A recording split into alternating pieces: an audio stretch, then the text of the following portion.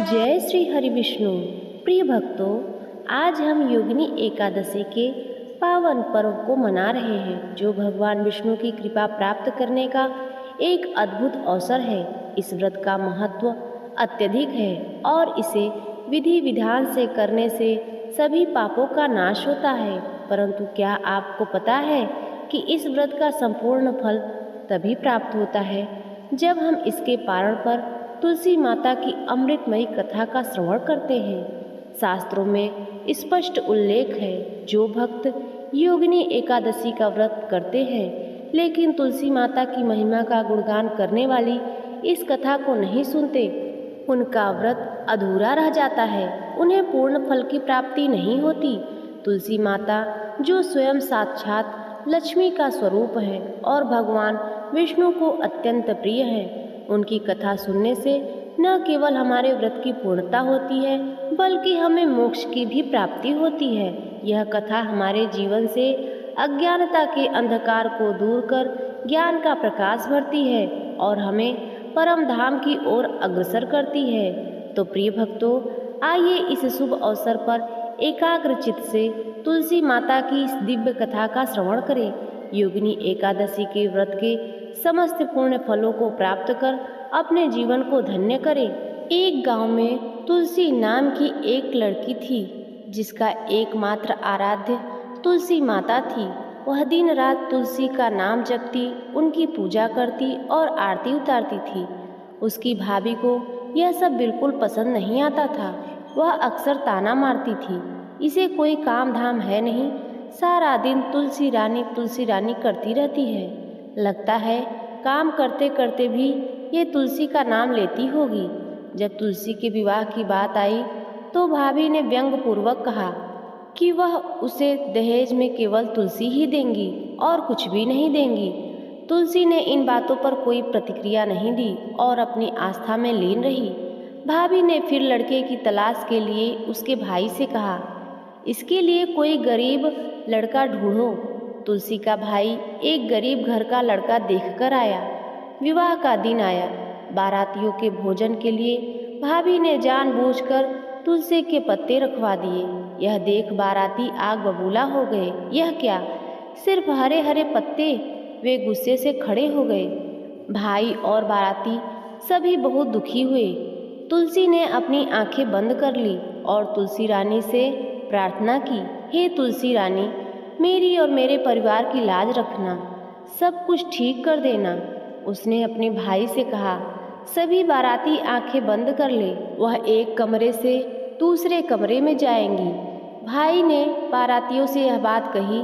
पहले तो बाराती झिझके, आंखें क्यों बंद करें, लेकिन अंततः सबने आंखें बंद कर ली। तुलसी एक कमरे से दूसरे कमरे में चली गई। जब बारातियों ने आंखें खोली तो आश्चर्यचकित रह गए। वह 56 भोग की तरह तरह की स्वादिष्ट पकवानें सजी थी। सबने खूब पेट भर कर खाया और बहुत खुश हुए। दूल्हा और उसके घरवाले भी प्रसन्न थे और भाई तो इस चमत्कार को देखकर आश्चर्यचकित था। भाभी ने तुलसी को कोई गहना या सामान नहीं दिया था। उसने केवल कपड़े के बदले तुलसी के पत्ते ही दिए थे। बारात विदा होने से पहले दूल्हे का पिता जल्दी से अपने घर गया और अपने बेटे से कहने लगा, वह तो कुछ भी लेकर नहीं आई है, जल्दी उसके पहनने के लिए कपड़े ले आओ। लेकिन जब बारात वापस लौटी तो बहू के सजे धजे सुंदर वस्त्र और आभूषण पहन रखे थे। दूल्हे के घर वालों ने कहा, आप तो कह रहे थे कि वह कुछ भी लेकर नहीं आई है, यह तो खूब सजी धजी आई है। सबने तुलसी और उसके परिवार को बधाई दी। तुलसी रानी की कृपा से चारों ओर खुशहाली का माहौल था। 2-3 दिन बाद भाभी ने भाई से कहा कि वह अपनी बहन को लेकर आए। भाई को नीचे खड़े होकर शर्मा रही थी, क्योंकि उसने अपनी बहन को कुछ भी नहीं दिया था।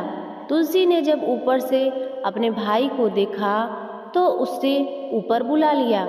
उसकी सास ने तुलसी के भाई से कहा कि बेटा, यह कुछ बोलती नहीं है, जब ये तुलसी की कथा सुनाती है तो हमें बताया नहीं, वरना हम भी सुन लेते। भाई ने जवाब दिया, मौसी जी, हमने तो इसे कुछ भी नहीं दिया, फिर भी देखिए यह कितनी यहाँ खुश है। तुलसी की सास ने कहा, नहीं बेटा, तुमने तो हमें बहुत कुछ दिया है। हमारा घर खुशहाली से भर गया है। इतनी सारी पकवानें, इतना सारा सामान, हमारे घर तो खुशियाँ ही खुशियाँ आई है। भाई को यह सब सुनकर बहुत आश्चर्य हुआ। फिर वह तुलसी को विदा कराकर अपने घर ले गया। जब तुलसी आई तो वह खूब सारा गहना और कीमती वस्त्र लेकर आई थी। भाभी दरवाजे पर खड़ी यह सब देख रही थी और ईर्ष्या से जल रही थी। मैंने तो इसे गरीब घर में भेजा था, यह इतना सब कुछ कैसे लेकर आई है? इस पर तो तुलसी रानी की अद्भुत कृपा हुई है। उसने तुरंत अपनी बेटी से कहा, देख, तेरी बुआ तुलसी जी की पूजा करती थी, अब तू भी तुलसी जी की पूजा किया कर, रोज तुलसी में जल दिया कर। लेकिन बेटी का मन पूजा पाठ में बिल्कुल नहीं लगता था। माँ उसे जबरदस्ती तुलसी के पास ले जाकर मार पीट कर बिठाती थी। वह पूजा करने को कहती और बेटी कभी जूठा पानी तो कभी गंदा पानी तुलसी में डाल देती थी, जिससे तुलसी सूख जाती थी। कुछ समय बाद लड़की बड़ी हो गई। उसकी माँ ने पति से कहा, बेटी के लिए लड़का ढूंढो और इस बार कोई अच्छा और अमीर घर देखना। पिता ने एक अच्छा घर-वर देख लिया। शादी का दिन आया। माँ ने कहा, इसे भी तुलसी के कपड़े और तुलसी का ही सारा सामान दूंगी। उसने उसी तरह तुलसी का सामान दिया। बारातियों के सामने फिर से तुलसी के पत्ते रखे गए। बाराती यह देखकर बहुत गुस्सा हुए। फिर से पत्ते वे उठकर खड़े हो गए और जाने लगे।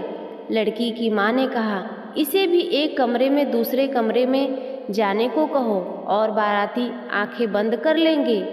बारातियों ने आंखें बंद कर ली।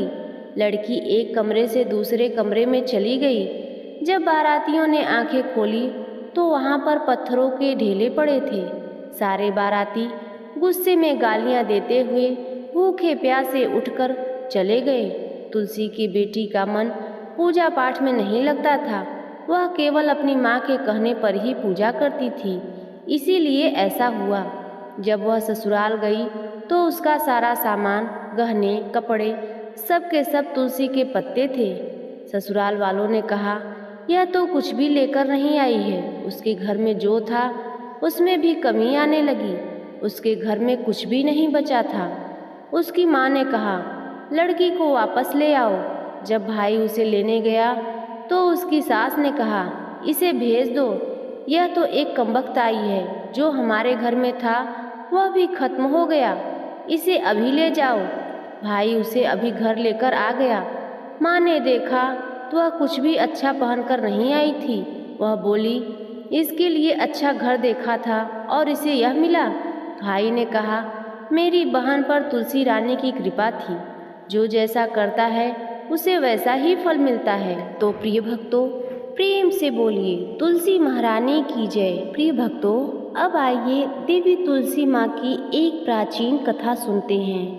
देवी तुलसी, जिन्हें वृंदा देवी भी कहा जाता है, हिंदू धर्म में एक अत्यंत पवित्र और पूजनीय वनस्पति मानी जाती हैं। उनकी कथा न केवल उनकी दिव्यता और भगवान विष्णु के साथ उनके गहरे संबंध को दर्शाती हैं, बल्कि यह सतीत्व की शक्ति, त्याग और परम भक्ति का भी एक अनुपम उदाहरण प्रस्तुत करती हैं। यह कथा हमें यह भी बताती है कि कैसे एक नश्वर स्त्री और अटल प्रेम और अटूट विश्वास के बल पर अमरता और देवत्व को प्राप्त करती है। प्राचीन काल की बात है, जब पृथ्वी पर धर्म और अधर्म के बीच संतुलन कायम था। उसी समय एक अत्यंत बलशाली और क्रूर असुर हुआ, जिसका नाम था जालंधर। जालंधर की उत्पत्ति भगवान शिव के नेत्रों से हुई, अग्नि से हुई थी और वह समुद्र से उत्पन्न हुआ था। वह इतना पराक्रमी था कि उसके तीनों लोकों में हाहाकार मचा रखा था। देवता, ऋषि, मुनि और मनुष्य सभी उसके अत्याचारों से त्रस्त थे। जालंधर की शक्ति का मुख्य कारण उसकी पतिव्रता पत्नी वृंदा थी। वृंदा परम सुंदरी होने के साथ साथ भगवान विष्णु की परम भक्त थी। उसका सतीत्व इतना अखंड था कि जब तक वह पवित्र थी, जालंधर को कोई भी देव, दानव या मनुष्य पराजित नहीं कर सकता था। उसके सतीत्व की शक्ति ही उसकी सबसे बड़ी ढाल थी। जालंधर ने इंद्रलोक पर आक्रमण कर दिया और देवताओं को उनके स्थान से वंचित कर दिया। उसने स्वर्ग पर अपना आधिपत्य स्थापित कर लिया और देवताओं को बंदी बना लिया। सभी देवता देवराज इंद्र सहित ब्रह्मा जी और भगवान शिव के पास गए और जालंधर के आतंक से मुक्ति दिलाने की प्रार्थना की, लेकिन जालंधर को हराना असंभव था क्योंकि वृंदा का सतीत्व उसे अजय बनाए हुए था।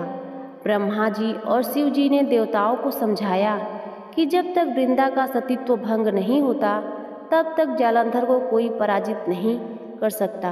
अतः सभी देवता मिलकर भगवान विष्णु के पास पहुँचे, जो सृष्टि के पालक और संकट मोचन हैं।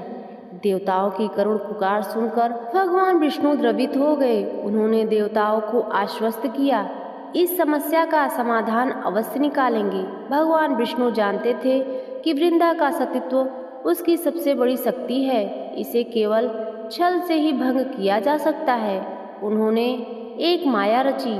उन्होंने स्वयं जालंधर का रूप धारण किया और वृंदा के महल की ओर प्रस्थान किया। इधर जालंधर देवताओं के साथ युद्ध में व्यस्त था।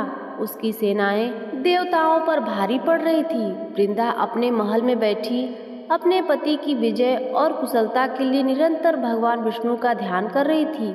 उसी समय द्वारपाल ने आकर सूचना दी, महाराज जालंधर युद्ध से लौट आए हैं। वृंदा यह सुनकर आश्चर्यचकित रह गई, क्योंकि युद्ध अभी समाप्त नहीं हुआ था और जालंधर इतनी जल्दी वापस कैसे आ सकते थे। लेकिन उसके पति के रूप में आए भगवान विष्णु को देखकर उनका मन विचलित हो गया। वह उनके चरणों में गिर पड़ी और उनका आदर सत्कार किया। वृंदा ने जैसे ही जालंधर के रूप में भगवान विष्णु का स्पर्श किया, उसका सतीत्व भंग हो गया। उसके पतिव्रत धर्म की शक्ति कमजोर पड़ गई। जिस क्षण वृंदा का सतीत्व भंग हुआ, उसी क्षण युद्ध भूमि में जालंधर की शक्ति क्षीण हो गई। भगवान शिव, जो पहले जालंधर को हराने में असमर्थ थे, इस अवसर का लाभ उठाया और अपने त्रिशूल से जालंधर का वध कर दिया। जब वृंदा को यह ज्ञात हुआ कि उसके साथ छल हुआ है और भगवान विष्णु ने उसके पति का रूप धारण कर उसका सतीत्व भंग किया है, तो वह क्रोध और दुख निराशा से भर गई। उसकी भक्ति और प्रेम क्रोध में बदल गया। उसने भगवान विष्णु को अपने पति जालंधर के वध का दोषी ठहराया और उन्हें श्राप दिया कि वे पत्थर शालिग्राम बन जाएं। उसने कहा, जैसे आपने मेरा छल से पति छीन लिया, वैसे ही आपकी पत्नी लक्ष्मी का भी वियोग होगा।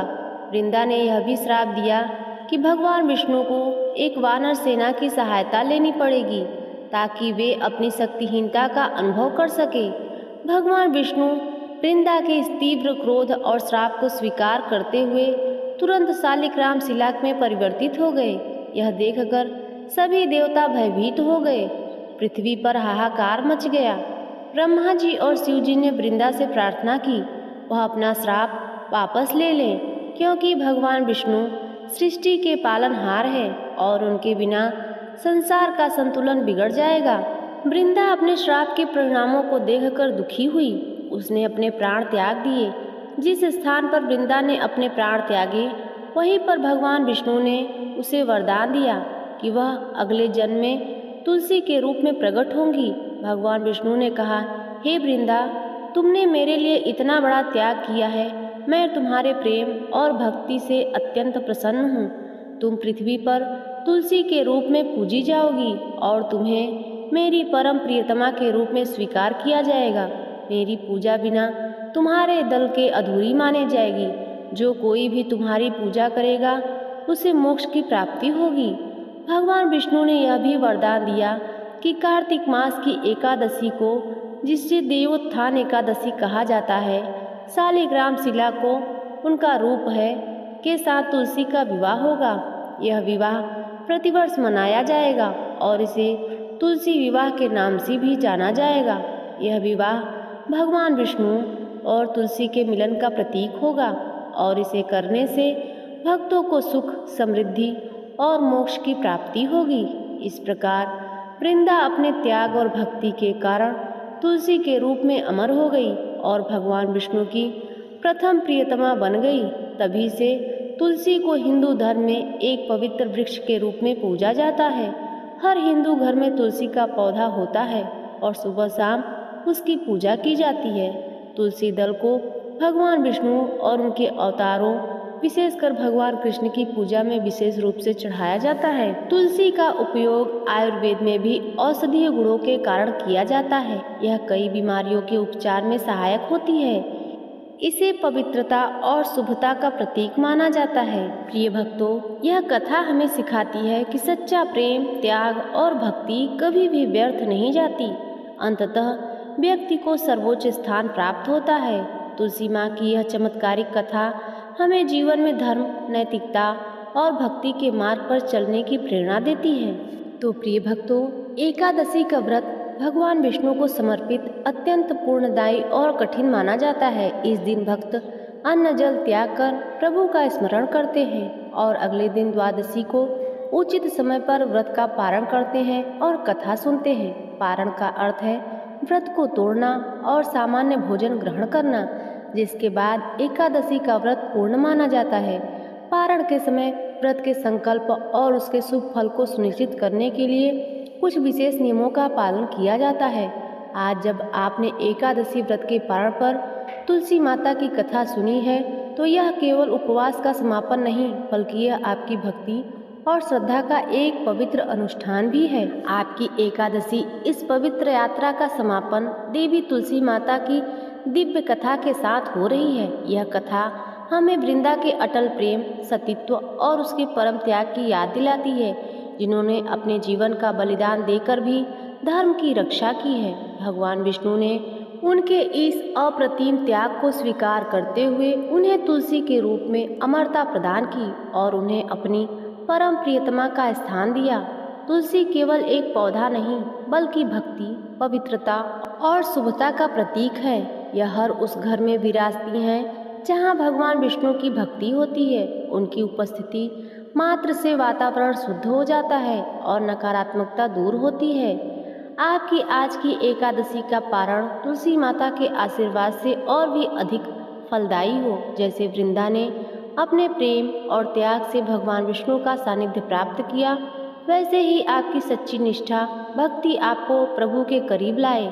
यह एकादशी का व्रत, इसके पारण आपको न केवल शारीरिक शुद्धि प्रदान करे, बल्कि आपके मन और आत्मा को भी शांति और सकारात्मक ऊर्जा से भर दे। तुलसी माता का आशीर्वाद सदैव आपके साथ रहे और आपके जीवन को सुख समृद्धि से परिपूर्ण करे।